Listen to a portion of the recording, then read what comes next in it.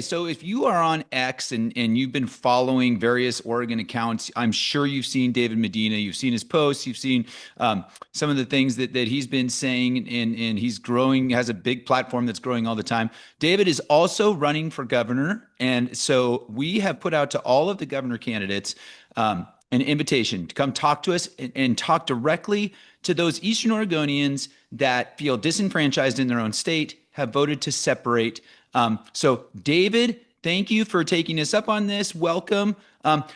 Go ahead and just address the people of Eastern Oregon, a little bit about yourself, why you're running for governor, and what that means for those of us out here in the East. Yeah, well, thank you, Matt, and it's a pleasure to be here. And I'm going to have to ask you guys to excuse me for my voice. Believe it or not, I'm being dead serious. It was rebuking the devil in my car the other day. I was screaming, rebuking the devil. And so I'm just going to tell people the truth on why I lost my voice. I'm not sick or anything. Actually was screaming while praying and rebuking the devil. So excuse my voice if it goes out in and out. But my name is David Medina, and I'm from Turner, Salem, Oregon. Graduated at North Salem High School, and had a daughter at age 17, come from a family of 10. And my mom and dad were married 53 years before my mom's passing in 24. Great Christian people, great, amazing people of God that love this country and have taught me to love this country and love God as well. At the age of 17, had a daughter who I had to take full custody of, and I raised her whole life, basically her whole life. She's 18 now. I know you look at me and you're like, how? But she's 18 now, and she's a senior at Sherwood High School. And I put myself through college, played college basketball at PCC in Chemeketa, was recruited to George Fox, and ended up quitting and just focusing on my academics, and graduated at George Fox back in I believe it's 2017. I'm sorry if I keep it. Everything's a fog, Matt. When you're running for office, you just forget dates. But somewhere around there, I graduated from George Fox with my bachelor's in business management and minor in marketing. And so after college, I have about 10 years of managerial experience. Actually, I've built teams in the security industry from here to Seattle, been in charge of teams of over 20, hiring and firing and all of the things in between, and have been a manager for a long time. I decided I wanted to escape the retail corporate world and enter in and start my own business. So I started my own marketing business about 6 years ago, and it just started taking off about 3 years ago. I've worked with, what we do is media management and producing for, it's called Ease Marketing. If you want to check it out, Ease Mark Group, and see the services we offer, easemarkgroup.com. I've worked with personalities like Benny Johnson, good friend of mine, David Harris Jr., Chad Prather. I used to work at PragerU. And I've been working on campaigns for the last 8 years, and I've worked on congressional races, House district races, Senate races, school board races. I've been in the thick of things. And so you see a lot of people say, do you have the experience? I'm like, trust me, I have the experience. It's just my work. I don't talk about myself a lot. I make it about the work and about you, the people of Oregon. And so I try to keep it away from myself as much as possible. And so, Matt, I have been seeing the direction of Oregon, the decline of Oregon for too long. And it's why the Greater Idaho movement exists, is because you guys have not only been forgotten by the one-party rule Democrats, but we have to be honest. And I'm not out here to sow division. God calls us to be, blessed are the peacemakers. And so when I say this next statement, I'm not trying to be divisive. I love my Republicans. I love the Republican Party. I'm a proud Republican, proud Christian conservative. But folks, it's not just the Democrats that have failed Eastern Oregon. It's not just the Democrats that have failed the people of Oregon. It's the Republican Party that we've failed too. We have to be accountable, and we have to call it for what it is. And so I don't see that improving, Matt. I saw in 2022, Christine Drazen lost a race she should have never have lost. And if that doesn't, it's not that the Democrats won. It's not that Tina Kotek won in 22. It's that the Republicans lost it. We were unable to unite the base. A lot of people were flocking to Betsy Johnson. And I'm just seeing a symptom. I'm seeing a problem that is not getting better. In 2024, Oregon went even more blue. We lost even more seats in the legislature. And so at some point, Matt, someone has to break out and be honest with where we are as a party, which is also in decline. And that's why I decided to, after much prayer and deliberation, months of prayer, I felt God wanted me to jump in. I'm not saying God told me I'm going to win. I'm never saying that. But I'm saying God called me to jump into this race, because he reminded me that this land still belongs to him. Oregon still belongs to God. Portland still belongs to God. Eastern Oregon still belongs to God. And it's about time that we have someone run for office as a Republican that calls us all to come back to our godly values. Because maybe that's why we've been losing in Oregon, Matt, is that we've been going away from the pro-life issue. We've been going away from everything that God has called us to stand for, all to win elections, Matt. And so I decided to jump in because I felt that Oregon, with the platform that I have, over 500,000 followers, the no tax referendum would not have been successful without my platform. Ed Deal came to me. His people came to me to use my platform to get the word out, to get people excited across Oregon. And we helped him with that. And we were proud of that, proud to be part of that. And so I felt it was time. It was time. It's now or never to defeat this one party rule. And the amount of support that my work has received, not just in Oregon, but nationally, people have been asking for this kind of leadership. And I think it's about time that you in Eastern Oregon, it's about time that you guys have leadership that actually will stand for you and your values in the Republican Party. And that's what I'm about. You know, Matt, it was really sad the other night at an event. None of my candidates mentioned God once. I'm not trying to be holier than thou or saying I'm a better Christian than them. I'm probably not in a lot of ways. But one thing that I understand is that we will never save this land unless we get back to our godly values. It's just plain and simple. We are losing. I mean, the proof is in the pudding. And so that's what my campaign is about. It's about giving you, everybody in Eastern Oregon and the people of Oregon, a voice again, not just Republicans, disenfranchised Democrats, independents, NABs that have all backed my campaign and said, we would rather have a strong conservative Republican running that actually will fight against this madness than the watered down politics that we've been fed all these years. And so that's what it's about, Matt.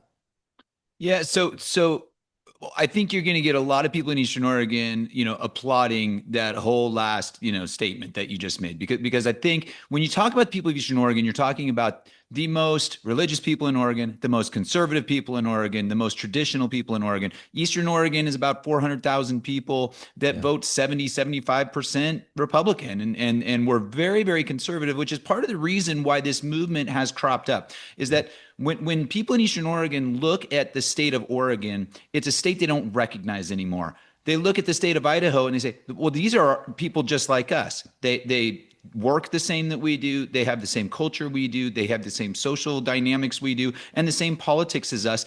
And so while we feel so disenfranchised from the west side of our own state, the state right next door makes perfect sense for us to join. So I think that, the people of Eastern Oregon love everything that you are going to love everything that you just had to say.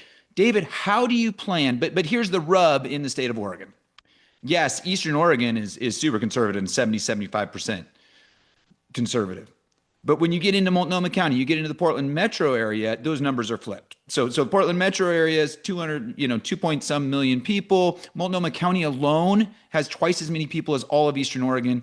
And it's the reverse of Eastern Oregon. It votes 75% Democrat.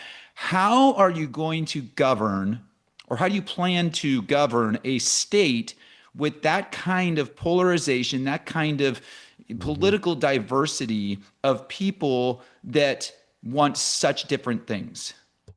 Yeah, I think that's really important what you just asked. And I think it's a lot deeper than just saying, you know what, I'm just going to go in and be a governor for all Oregonians.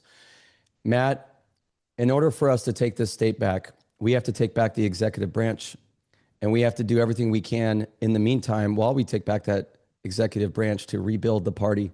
Because the reason why the Democrats have had their way in this state has not been because they have the better ideas. It's not been because they're the stronger bunch. It's been because they really haven't had much competition from our party. Let's be honest. And again, I love my opponents. I've gotten along with all of them. I've met with all of them. All of them came to me to help them in this race. Or like with Ed, help me with the referendum. I was happy to offer my assistance. This was before I knew I was jumping in.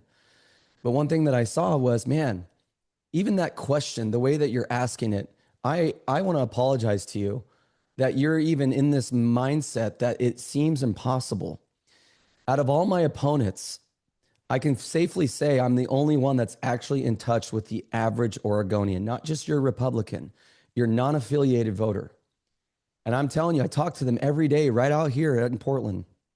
And they tell me, Matt, that they are tired of it. There are more people that stand against this insanity in Oregon than you think. That's what makes me unique. I actually understand this.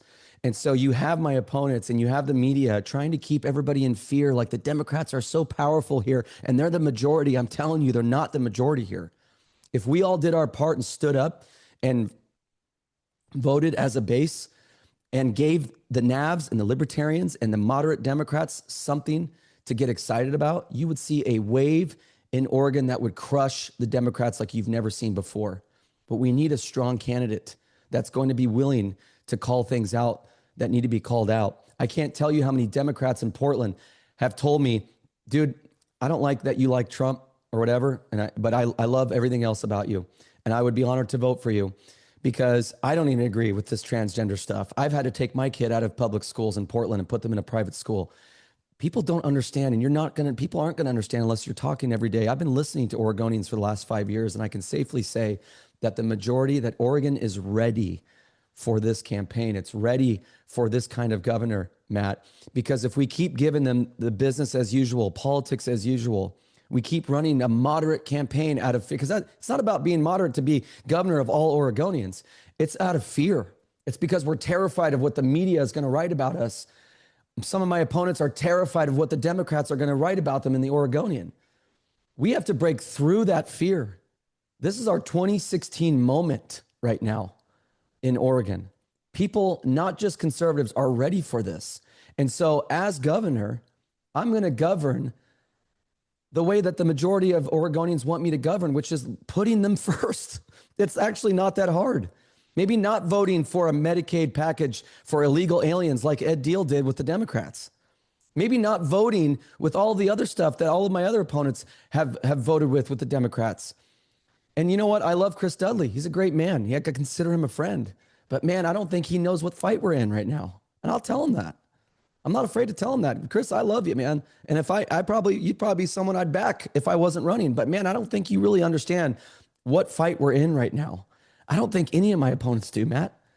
I don't think they realize how crazy radical the Democrats and the left have gone. They're after every aspect of our lives.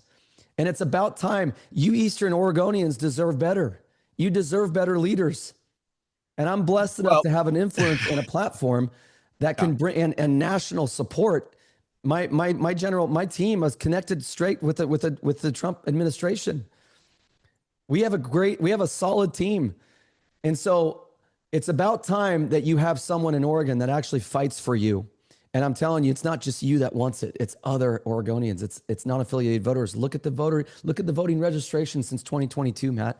Negative 32, over 32,000 Democrats have left the party. How many have the Republicans picked up? Not even 1,000. It's time that changed. That's why I'm running.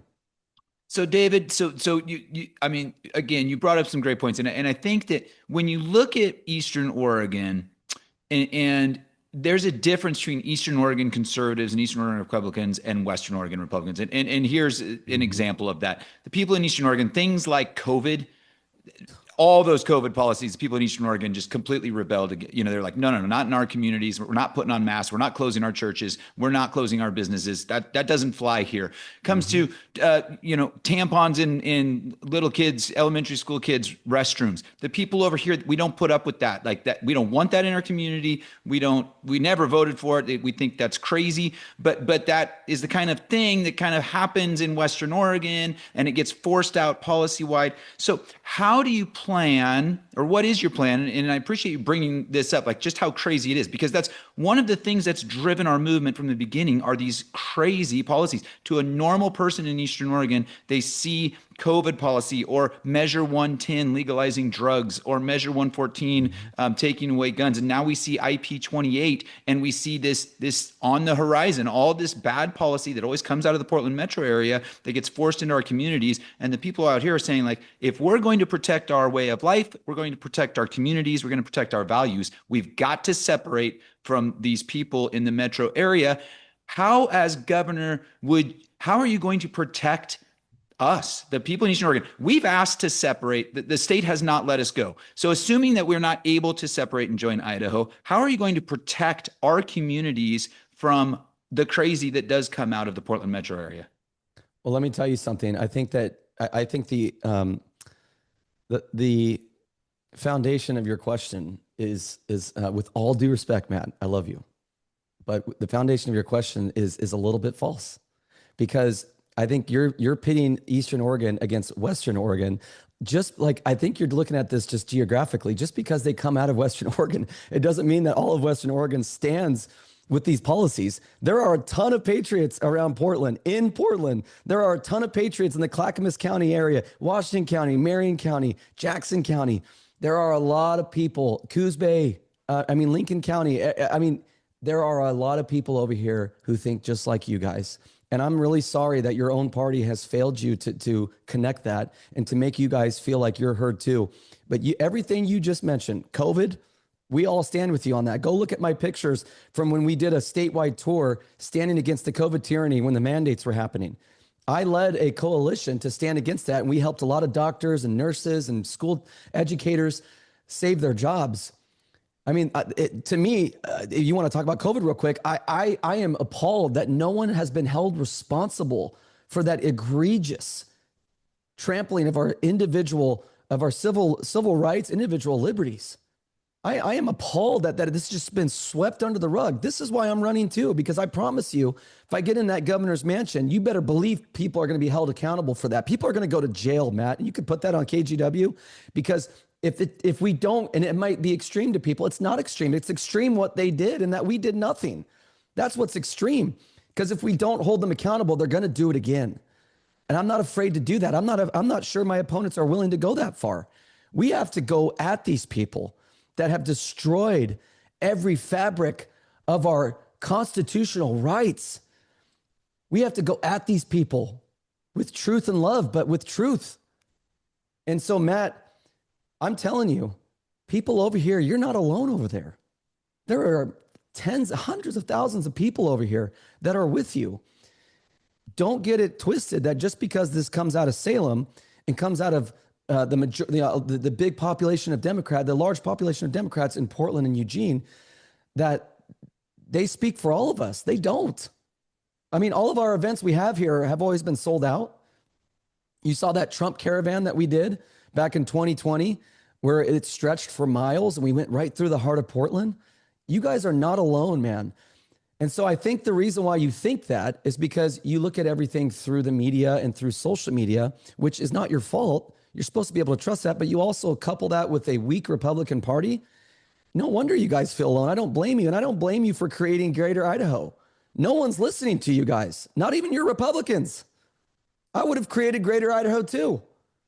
So I'm asking you to stand with me, though.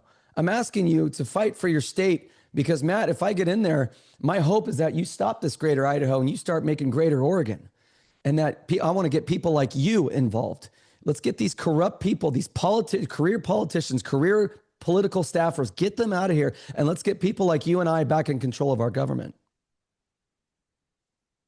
David, I promised you I'd try to keep this to 15, 20 minutes, and we are there. So I want to give you the last word. I have a couple other questions, but I think you've done a really good job of addressing what those were going to be. Brother. I'm here for you. So give us your final pitch to the people of Eastern Oregon, to those of us, our supporters who voted, said we want to separate. You kind of just did, stay with us, fight with us.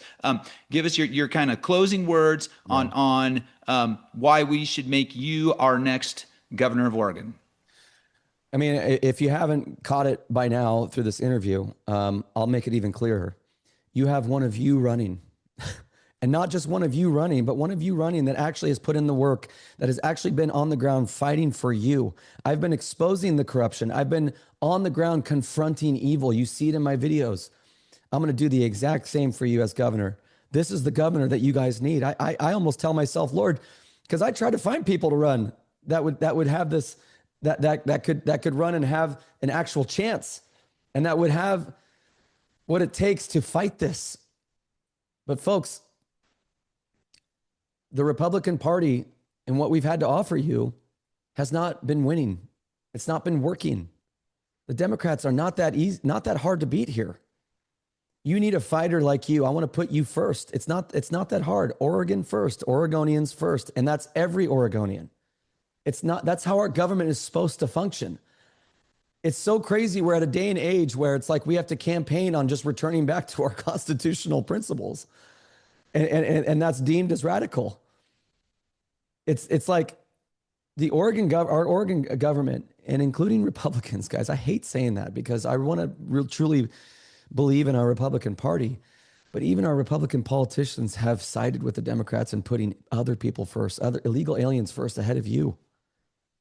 And so I'm asking you to back me because I'm not fighting for my career here. I've lost money. I've lost net worth since I've been in this race. I've lost all kinds of opportunities, and I'm still here fighting for you. And so it's about time that you guys get someone in there that is worthy of being your governor, your representative. And I'm hoping to rebuild the party along the way with good people that are willing to fight and that are not going to be under the spirit of fear, that are going to let the Democrats dictate who we are, call us names, label us. Guys, it's time to break through. It's now or never. And if you don't get me in there, I'm afraid we're going to have more of the same. We're going to have more of the same. We're going to lose again. I hope that's not the case. I'll back and I'll do whatever I can to support any of my opponents who come out of this if it's not me. But I fear that we're going to have more of the same, guys. And just look at my work and how much the Lord has used me to inspire Oregonians around the state to actually care about politics and break free of that political sphere. Join me, guys, to take our state back. I promise you, I will never stop fighting for you. And it's about time that you get a fighter in there to disrupt this thing. You need a disruptor, and that's exactly what I'm going to do. And I'm not afraid to do it. I've already surrendered to the Lord. Lord, I don't care if this destroys me. I don't care if I'm homeless after this. I love my state. I love all of you. And the Lord has given me a call, and I'd be honored. I'm honored to be in this position now. I don't care what's happened to me. I'm honored to be in this. I'm honored to have this call. But I'd be even more honored to get through this primary and defeat this evil in the Lord's name. That's what I plan on doing. David Medina, thank you for joining us. Thank you for addressing the folks of Eastern Oregon directly. Good luck, and we'll hope to talk to you sometime down the road. Thank you, Matt. Appreciate you, brother.